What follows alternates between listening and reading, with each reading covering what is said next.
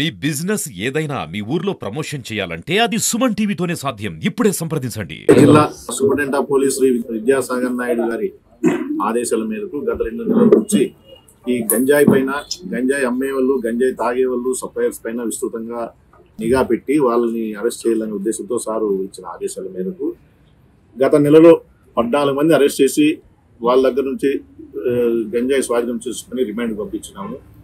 అదే తనిఖీల్లో భాగంగా నిన్నటి దినము ముదివేడు ఎస్ఐ గారి యొక్క పర్యవేక్షణలో ఒక టీం ఏర్పాటు చేయడం జరిగింది. రూరల్ సిఐ గారు రమేష్, తర్వాత తాలూకా సిఐ గారు వెంకటరమణ గారు వాళ్ళ యొక్క పర్యవేక్షణలో గత దినము ఈ railway bridge Gurubalakota railway bridge కాడ గంజాయి తాగుతున్నారని రాబడిన సమాచారంపై వీళ్ళు దాడులు నిర్వహిస్తే అందులో 14 మంది మాకి పిల్లలు చిక్కినారు. వాళ్ళ నుంచి 3 కేజీల వరకు గంజాయిను, తర్వాత చిన్న చిన్న ప్యాకెట్లు కూడా స్వాధీనం చేసుకుని ఆ బ్యాచ్ లోనే ఉన్నటువంటి మౌలాల అనే వ్యక్తి ఈ గంజాయి సప్లై, ఎవరైతే గంజాయి సప్లై చేస్తాడో అతను తప్పించుకొని పోయినాడు. అతని గురించి కూడా ఒక పార్టీ తిరుగుతుంది. ఈ గంజాయి తాగే వాళ్ళు ముఖ్యంగా మైనర్ పిల్లలుగా ఉన్నటువంటి కొంతమందిని డి అడిక్షన్ సెంటర్కి పంపడం అయింది. దాంట్లో హేమంత్ అనే అతను ఒకడు, జయప్రకాష్ అనే ఒక అతను, షాకీరా ఎవరు పిల్లోడు కూడా డి అడిక్షన్ సెంటర్కి, అంటే దాన్ని మానుకోవడానికి పెట్టినటువంటి డి అడిక్షన్ సెంటర్కి తిరుపతికి పంపించడం జరిగింది.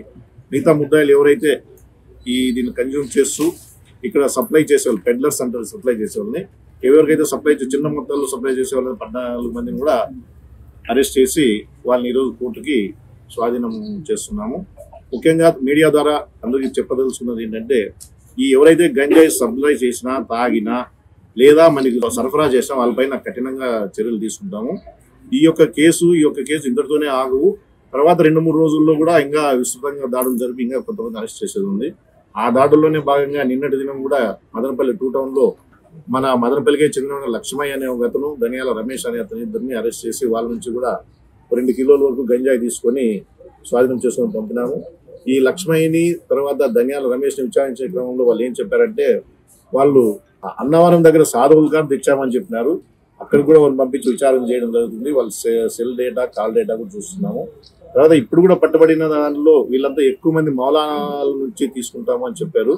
మీకు ఇంతకుముందు కూడా మౌలాల అనే అతను గత మనం చేసినటువంటి మీడియా దాంట్లో కూడా వచ్చాడు.